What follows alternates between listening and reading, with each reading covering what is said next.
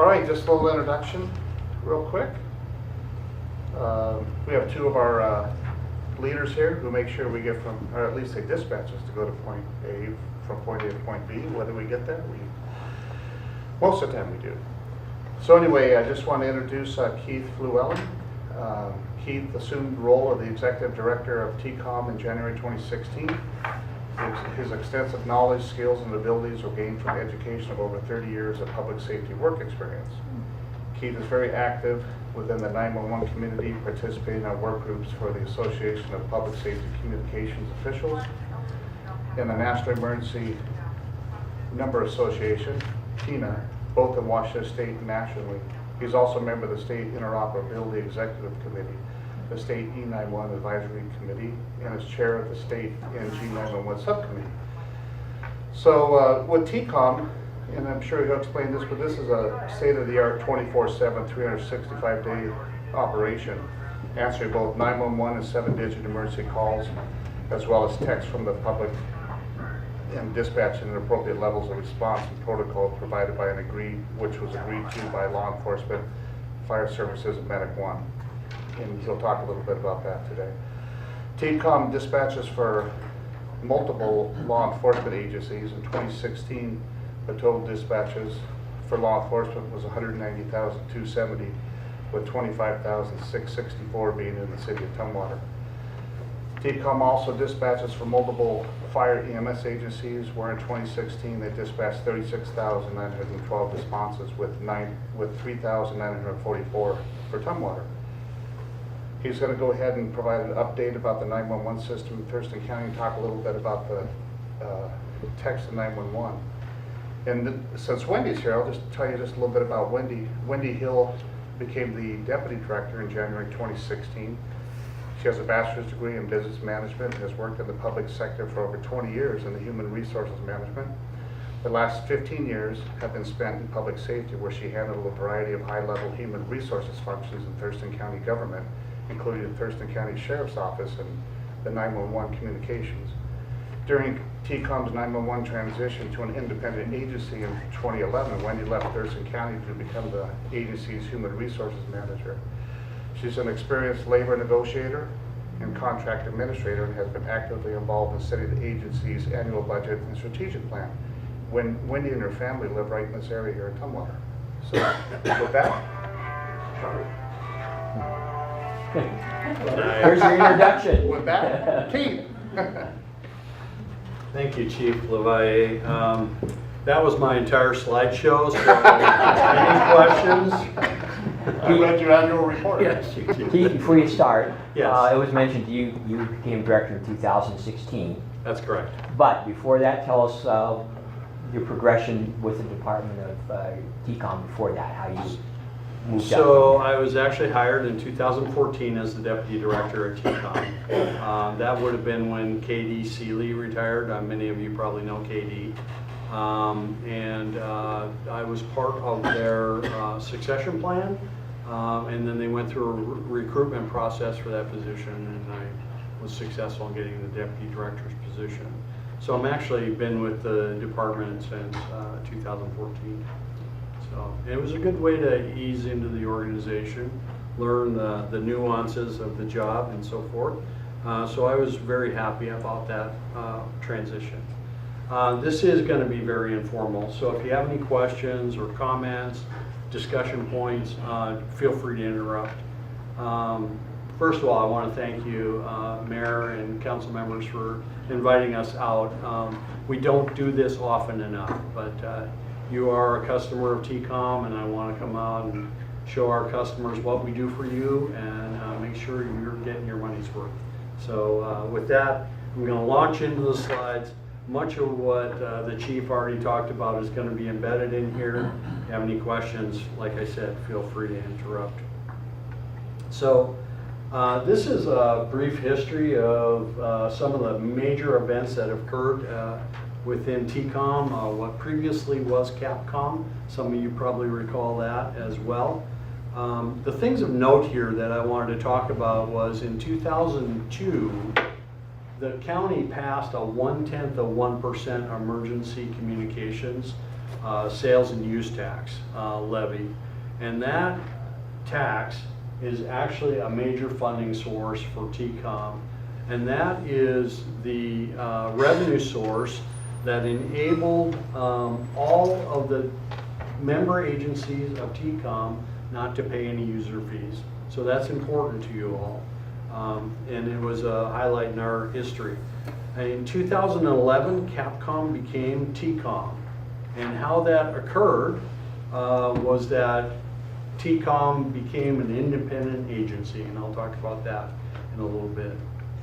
And then many of you probably know James Quackenbush, Jim Quackenbush, JQ. He retired at the end of 2015, and that's when Wendy and I assumed executive director and deputy director of the agency. So those are a few highlights. And if you want to know more about the history of Capcom and TCOMM, you can ask Councilor McClanahan or Hildreth, and they will tell you all about it, because they know our history better than I do, probably. This is our mission. We connect the public to first responders during their emergency. And we do that, we have three primary things that we do at TCOMM. We answer all the 911 calls within the county. We dispatch all the public safety calls within the county, so police, fire, and EMS, with the exception of WSP. WSP has their own communication center. So we take the 911 call and we transfer the callers to WSP anytime there's an incident on the state highways or on the interstate. But those are only law enforcement incidents. The fire incidents, we would send the appropriate jurisdiction out to those. And then lastly, the third thing we do is we manage the public safety radio system. So that's a system that is closed network. It's all the public safety responders within the county, and we manage the infrastructure for that and operate it and own it. And that's important, and we'll get to that toward the end of the presentation. In addition to those mission statements, we have some functions that we provide to our community. And when I say community, I mean our customers, our member agencies. And so we track all the communications that happens within our comm center. So all the telephone calls, all the radio traffic is all recorded. And if there's ever a need for any of your officers or fire personnel to pull recordings of a 911 call or the radio traffic or recreate something for the courts, we have that in our recording system. So that's one of our functions.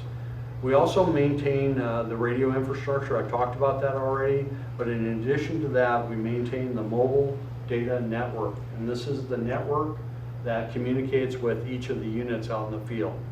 Each of the units have mobile computers within their vehicles, and we maintain the infrastructure that operates that system. Next, I want to talk about governance and accountability, and this is where you come in, because thankfully, I want to thank you for allowing Councilor Ed Hildreth to join our board. He sits on our administration board. We have a board of 8 members, and they are the board of directors for TCOMM. TCOMM is an interlocal government agreement agency, and it is formed under RCW 3934, and it is also organized as a 501c3 quasi-governmental agency as a corporation. So under those auspices, we are independent from the county. That happened in 2010 and 2011. So we have our own revenue source, we have our own governance structure, and all the things that go with it, including liability and insurance. All those things belong to TCOMM outright. In addition to the administration board, we also have an operations board, and there's 10 members on the operations board, and the fire chief and the chief of police are both members of our operations board, and they help us with the day-to-day procedures and not the policies, but the interpretation of the policies for the agency. So it's more on an operations level, and we appreciate their help. Here's just a slice of where we get our funding from. And I mentioned earlier we get sales use tax, and that's by far the largest source of our revenue, 59, almost 60% of our revenue. The next highest source of revenue is the E911 excise tax. That excise tax is 70 cents per month per telephone or any access device that can access 911. So each of you are probably paying 2 or 3 times 70 cents a month to support us, and we thank you very much for that. That includes cell phones too? It includes cell phones, it includes voice over internet, it includes, just recently was added, or the prepaid phones, prepaid cards, all those things. That tax is collected at the point of sale. So those are separate from cell phones and landlines and Comcast, voice over internet. All those pay 70 cents a month to the county, 25 cents a month to the state for 911 service. And then the rest of the revenue is from things like we have radio towers around the county, and we have folks who want to co-locate on those towers, and they pay us revenue to do that. And so that adds up to about 9%, the rest of our budget. Question? Did I hear a question? No, it's interesting. Yeah. And here's the numbers. If you're number people, this is how it goes. So 5 million from the sales tax, 2.6 million from the excise tax, and so on down the line. Very important to us. This is all of our revenue. So we're really dependent on the sales tax. So when the economy doesn't do so well, TCOMM really has to tighten our belts. And we went through that in 2013, and I'll talk about that a little bit as well. Here's where we are for personnel. Currently we have 42 public safety telecommunicators. These are the frontline, answer the phone, dispatch on the radio, and make sure that the responders are tracked and monitored in their activities. So we monitor their safety as well. And then we have 7 operations supervisors who manage the operations floor, and then 4 information technology, 2 radio systems, and then Wendy and I and a couple others run the administration. So we are fairly lean. When Jim retired, we took the opportunity to combine our HR manager position with our deputy director position, and by eliminating one of those positions, we were able to add more staff to the front line. And that was important because in 2013, we actually had to reduce our staff by 5 positions to make our budget work. And so slowly over the last 3 or 4 years, we've been adding staff back in. We are right now currently 1 staff person short of where we were in 2013, and we are actually 3 people short of where we should be by workload studies. So that's where our staffing is located today.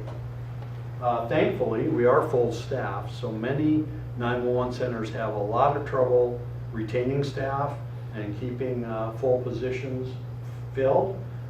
Thanks to Wendy and her staff, we are full staffed, and we have part-time on-call personnel as well. So that helps us maintain our budget. How many people do you have on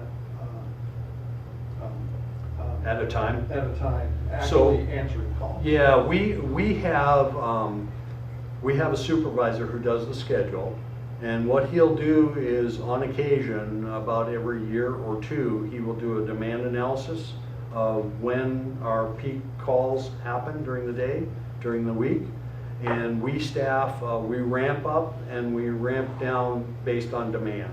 during the day. At our highest peak, we're staffing 10 positions. And then at our lowest, we're at 4, I believe. Oh, no, we're never that low. At our lowest, we're probably, as far as call receivers go, we usually have 2. And then we have our dispatch positions covered, so probably, it's usually between 8 and 10 at a time. 10, and during the wee hours of the morning, we have our lowest staff. So here's just an idea of, and it's hard to see this slide in this light. I'm sorry about that. We'll turn the lights. We got new lights in here today.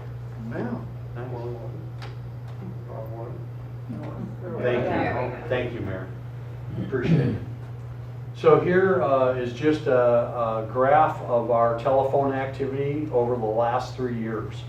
And you will see that our overall activity is going down, our trend line is going down, but our 911 calls, that's the red bar, the red column, are staying about the same, about 150,000 a year we process 911 calls. And then the blue column is our 10-digit non-emergency line, and you can see that that's going down a little bit, but not much, and that's right around 200,000 calls a year. And we're just a little over 400,000 telephone calls either in or out every year at the comm center. We've done some analysis on why the phone calls are going down, and we think it's associated with the mobile data computers in the units. So where we used to be calling and talking with officers and fire folks, now they're doing a lot of work on their computer and messaging that way. So that's where we think the reduction is. So pretty interesting graphic though. We like to track those things. This is dispatched incidents. So this is an incident that required a response by public safety. And again, these are the last 3 years. And you can see by far law enforcement is about 85% of our work volume at TCOMM. So law enforcement's very busy in this community. And this is not unusual, by the way. This is a typical mix from around the state. Law enforcement 85, 80% right in there, and fire 15 to 20%. So that's what it looks like on the big picture.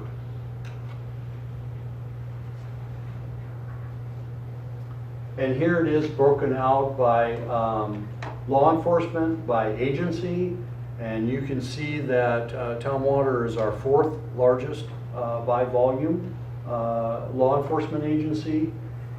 25,664, that's what you said, right? Mm-hmm. See? Keep me honest. And then our biggest, of course, is the Thurston County Sheriff's Office. And then Olympia PD closely behind that. So that's the number of calls? These are the number of dispatched incidents. Okay. So, and I'm glad you asked that question because everybody counts these things a little different. So when your folks come to you and show you numbers, their numbers are not going to match up with these. We count only incidents that had a unit responding to it. We dispatch the unit, and we don't count incidents outside of your area. So each area has their own incident number. Does that make sense? Whereas your folks are probably counting every single response by every single unit to every single call, which is the way they should be counting it. Yes, ma'am. The outside agencies, is that like Joint Animal Services or kind of who's in that outside agency? It sort of is. Sometimes we dispatch units in another county. So Grace Harbor or Mason County or Lewis, and they would fall in there. Okay. And when I say dispatch, it's not an actual dispatch. We call their dispatch center and say, this is really not in Thurston County. You need to respond. So that's where most of those come from. Other questions? So this probably falls into the call part, because I know that Telephone? you transfer over calls to WSP. Yes. So once those are transferred out, they kind of just like fall off off? Because I would think that would take a lot of your staff's time to do that, especially if there were major incidences on the highways and. Well, yes and no. So the actual transfer is pretty fast. Okay. Are you calling about the traffic accident on I-5? Hold on, I'm gonna transfer you to WSP, push a button, they're gone. Okay. We stay on the line until we have someone answer on the other end, make sure they get there. But the yes part of your answer is when there's an accident on I-5, we can bank on anywhere from 50 to 100 phone calls, Right. depending on what time of day it is. So we do have a lot of traffic that way. So, yeah. But the fire would be dispatched though, or does WSP dispatch fire? No, we would dispatch the fire. So yes, if the incident involves or needs fire, hazmat or injuries or those sort of things, then we would dispatch the appropriate fire agency for that area. Yep. And here's your fire layout by agency. As you can see, there's a lot more agencies in the fire service. Tumwater Fire is the third largest by volume, so you're a little bit better than your police department counterpart, but different scenario, obviously. Lacey Fire and Olympia Fire are our top two. And then there's a raft of the smaller departments and districts.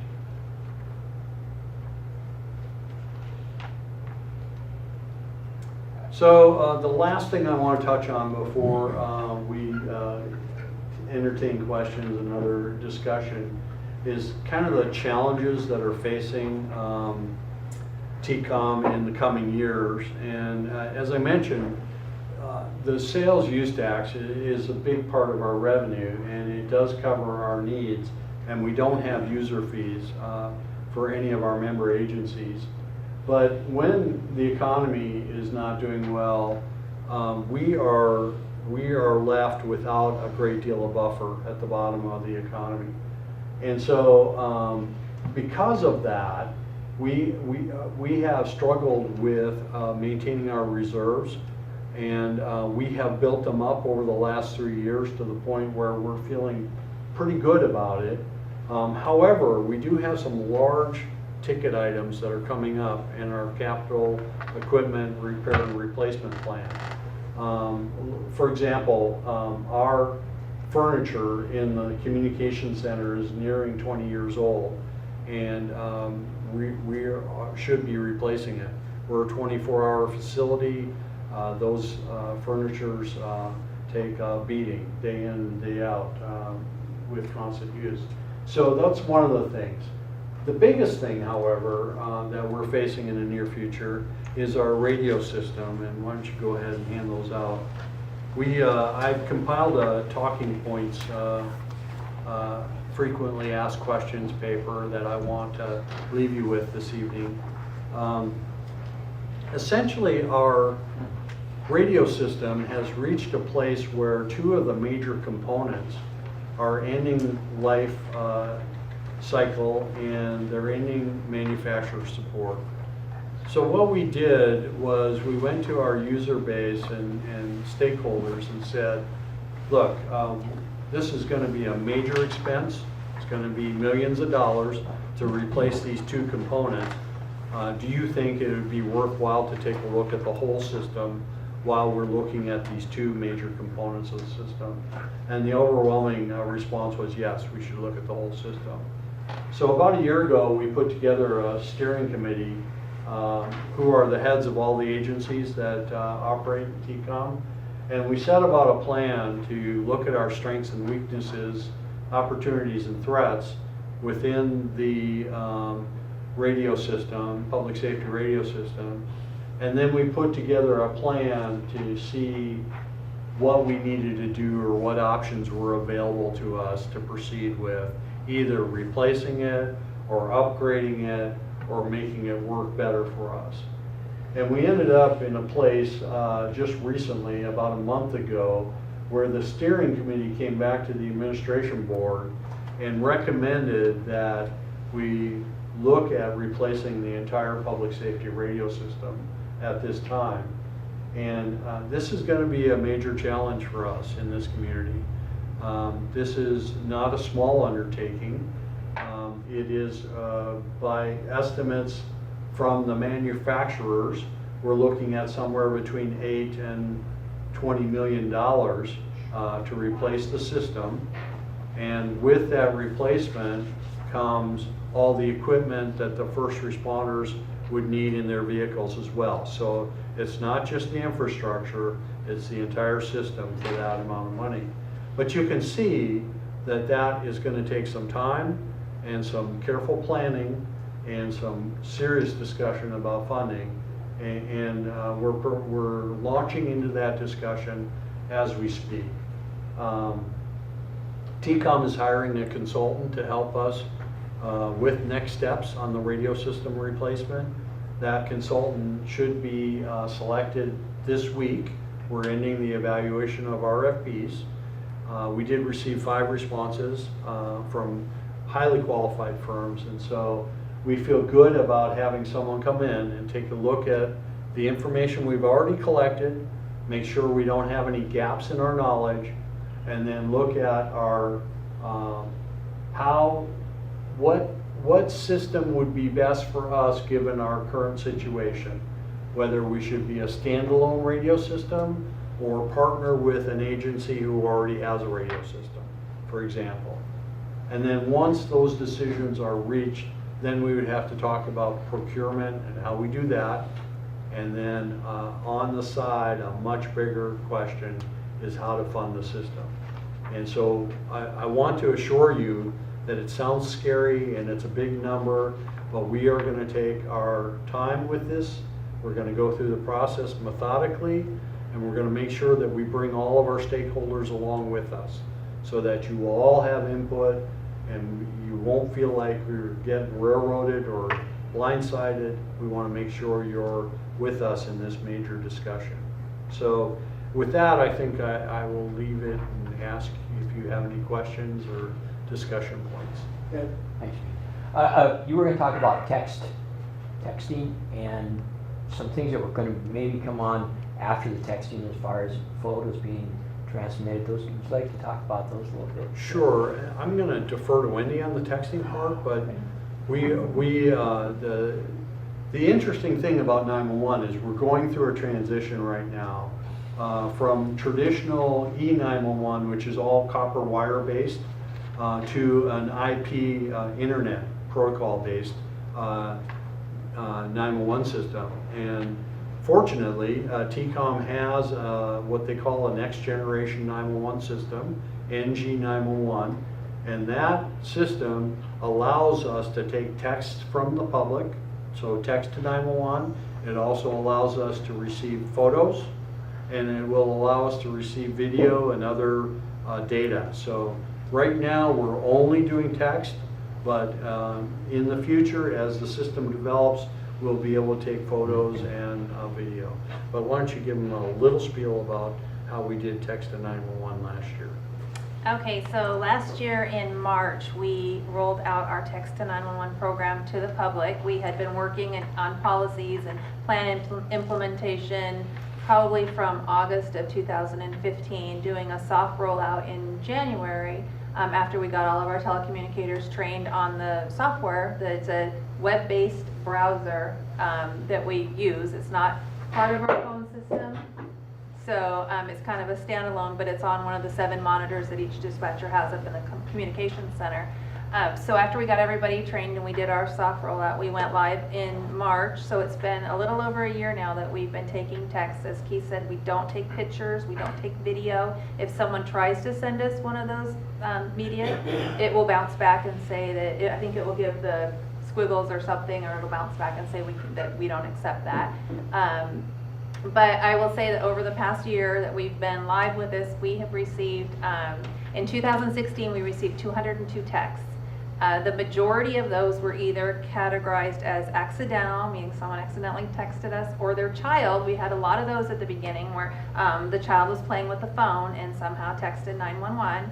And we had some abandons, which could be, someone inadvertently does it and then they don't respond.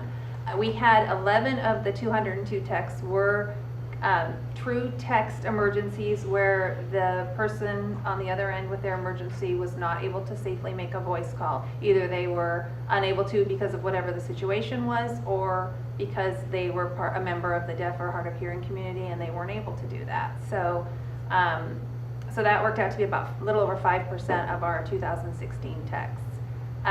As far as the abandons and the accidentals, our policy is that we make contact. If we treat it just like a voice call. If somebody calls 911 and they hang up, we call them back because we want to make sure there's no emergency happening. Same is true with text. If they text us, we text them back, what is your emergency, and they don't respond, we try again with the text and we say, you know, again, what is your emergency? And then we let them know if we don't hear back that we're going to make a voice call. And we tell them that if they need to silence their phone because we're going to be calling.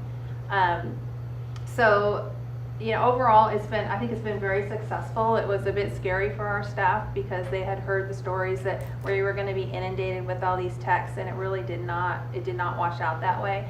We were the 7th county in the state, or 7th PSAP in the state to launch text, and now I think the state's up to 11 or 13 public safety answering points that accept text. So that's where we're at right now as far as text. The pictures and the video are a whole other story, and I'm not sure when we'll get to that. Yes. So, I know that there's been like 911 outages, and I think they've been related to like CenturyLink in Denver. I think Snohomish County had some issues. So with this new system that you're talking about, would that alleviate that, or would you still be dependent upon something like CenturyLink or one of the other providers on that? Kind of a complicated question, but a good question. The threat still exists, but it's a different kind of threat. And so in the old days, or under the old system, of course, a backhoe ripping up your fiber would take your 911 system out. We have built, even back then, we built redundant paths, so there's more than one way into the 911 center. Under the internet, the IP protocol, there are multiple ways to route calls. So we have more redundancy and more resilience in the network. One of the things that we're pretty excited about at TCOMM is we entered into an agreement with Clark County down in Vancouver, Washington, where they house half the servers for our telephone system and we house the other half. And so if there's ever an outage, the one can back up the other and route the calls through. So it's more resilient. That said, though, last summer or last fall, we experienced an attack called a denial of service attack that was launched off a Twitter account, if you can imagine. So a kid in local kid picked up this link that was on Twitter, actually generated out of Arizona, so this goes nationwide pretty quickly. Picked up this link, and the link essentially, if you clicked on it, it took over your iPhone and it called 911 incessantly. You couldn't stop it. And so we literally had way more calls, 10 times more calls than we normally would in that period of time. And it occupied all of our telecommunicators until we were able to cease it. So the attack vector is different, but it is not subject to the same kind of disruptions. Long answer to your short question. Because as technology changes, then the threats change. Because I always worry about bots and those kinds of things that start doing calls.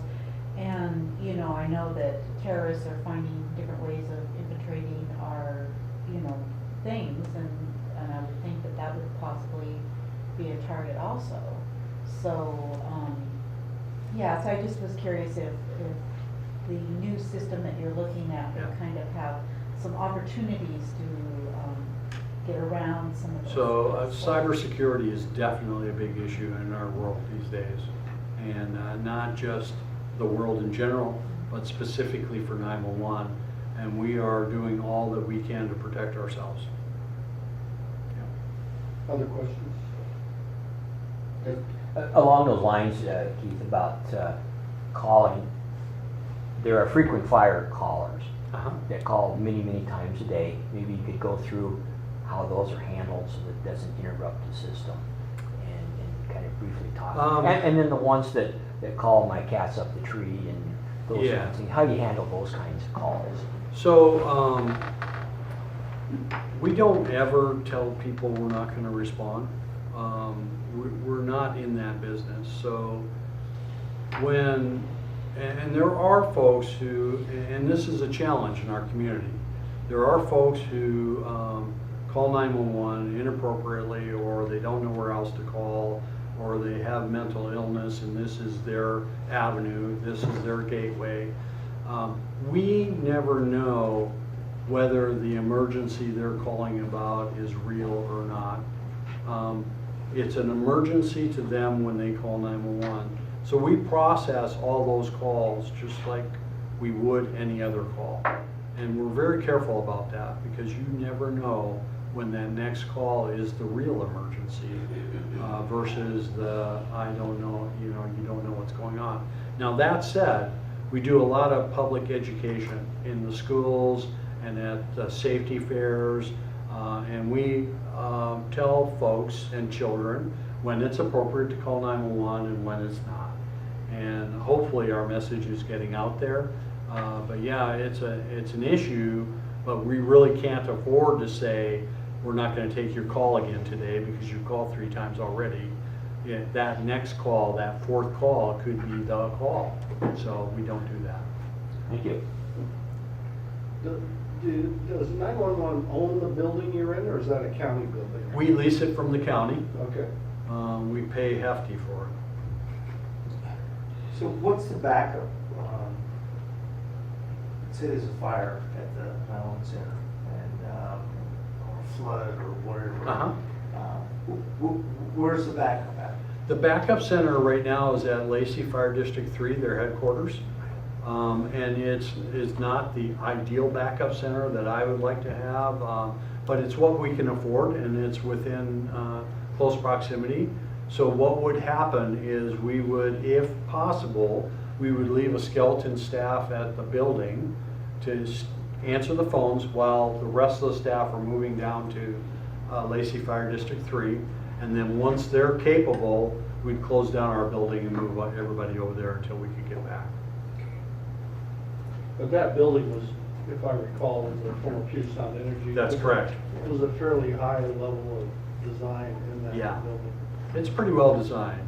And we still share the building with Medic One. We used to share the building with Emergency Management as well, and they've since built their new building out on Tilly. And you may have said this earlier, but do you receive any state or federal money at all? We do when it's available and we qualify. So the state, that 25 cents a month that goes to the state, they offer grant programs to 911 centers. We qualify every year for right around $50,000, maybe a little bit more given the year.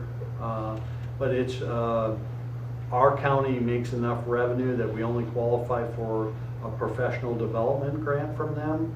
There are the small counties in the state that don't have as much revenue as we do that qualify for operations contracts that pretty much pay for all of their activities. So 2 tiers. It would seem like a lot of the 911 centers would be getting to the point where they need to replace their equipment. Is this a statewide issue? This ANG 911 that I was talking about earlier, we're just about complete with the entire state. So yes, the state and the counties have been working on this for the last 5 years. I mean, in terms of the aging of the equipment, Yes, so. same story, and then as they replace the aging equipment, they move it to the next generation. Mhm. So, I just wonder what the opportunities are Yeah. to talk to our congressional delegation or state delegation to try and get, because Yeah. 8 to 10 million is not a small amount of money. No, it's not. And the thing that you should know, and it's a good question that you asked, the 911 dollars, all of those 911 dollars associated with the excise tax are only for the telephone side. They don't cover the radios, they don't cover the dispatching. So that's where we are challenged, and you're right, we're probably gonna need to go to our legislators. One of the things that we talked about doing was exploring the possibility to increase the 1/10 to 2/10, and then bring that back to the citizens of Thurston County and see if we can increase our revenue that way. So there's a lot of avenues. We've got a lot of work to do yet, but I think you're on the right track. We need to start thinking. So, I know when, this is a date meeting, obviously, but when you call from your home, 911 emergency, it gives you the address on that. Yes. Yeah. But what about a cell phone? So, And how does that work? yeah, so good question, another good question. Cell phone is really, it made us transition our system to the next generation. And the reason it did was cell phones are capable, as you know, of tracking your location where you are and telling you where the nearest Starbucks is, right? So you have that built into your cell phone. So our issue on the 911 side was we need to build our systems to be able to receive that information. And that's exactly what we're going through right now. So when we get a cell phone call, the first thing we get in terms of location is the location of the tower that you're calling from. So that's, we know, is a pretty broad area, right? Right. And then within 30 seconds, we get what is called phase 2 location, which depending on the carrier you're using, can be within 3 meters of where you are. So we had that was a challenge for us, and we are now able to do that, but yet it's not accurate enough to rely on it 100%. So we always ask the caller, what is your location? That's very important for us to know exactly where you're located when you call. Does that answer your question? What if it's on, say you're on Highway 8 up at Summit Lake, and there's no cross street, whatever, and it's a car wreck or whatever it is and stuff, and you're trying to explain why it's over by Old Olympic Highway and before we get to Summit Lake Road, So in the old days, we would have your physical address, and that's what we would dispatch from, right? right. In this system, we get the XY coordinate of where you're located. So it puts a dot on our map, and our computer then generates the address that's closest to it.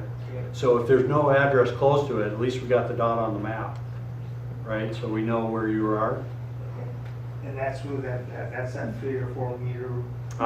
Eventually. It really depends though. I mean, I hate to leave you with the impression No. that this is going to be totally accurate, because it's not. No. But yeah, you get at least the sector of the cell phone tower, and you get some proximity, and then with that information, the carrier will tell you how reliable that location is. So you get some percentage of reliability, so you know whether it's a wild guess or not. And that's I was all gonna what's say something satellite different. then? No, it's built into your phones. GPS is built into your phones, transmitted to the tower, and then transmitted to us. Okay. So, and why the carriers are different is they do it different ways. Some of the carriers use triangulation, so you gotta have 3 or 2 towers to be able to determine location. Does that make sense? You know what I'm talking about? And then other carriers, other equipment manufacturers actually build GPS in there, satellite GPS. I just wanted to go back to what Pete had talked about funding, and you mentioned the 0.2% of 1%. The detail on that, and you can explain it better, is that has to go through the legislature, but eventually the approval comes down to the county, so maybe you could just talk about how That's, that works. that's correct. So back in 2002, 2001, the legislature authorized the counties to go to the voters in their counties and approve the 0.1% for emergency communications.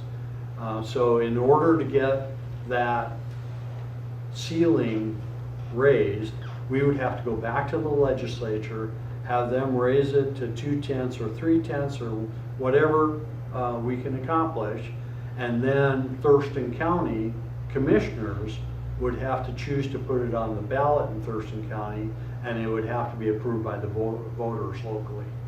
So it is a multi-step process. What do you do when people call who don't speak English? Good question. We do have some bilingual folks that answer the phones. We don't let them speak their not native language. So we have a service called Language Line, and there are a couple other services where we can connect the callers, and within a certain, there's a performance standard, they have to connect the caller to that appropriate language speaking translator, an official certified translator that can relay information for us. And we use that, boy, I'm gonna say 30, 40 times a month. Spanish is obviously the #1 foreign language, and then there's a mix of Asian languages that are lesser. And by the way, that same language service is available for first responders if they get on scene and need to use it. Good. Anything else? Well, very informative. Thank you. Appreciate Thank you. Really appreciate you having us out. We're sorry, your call cannot be completed as dialed. Please check the number and dial again. This is a recording.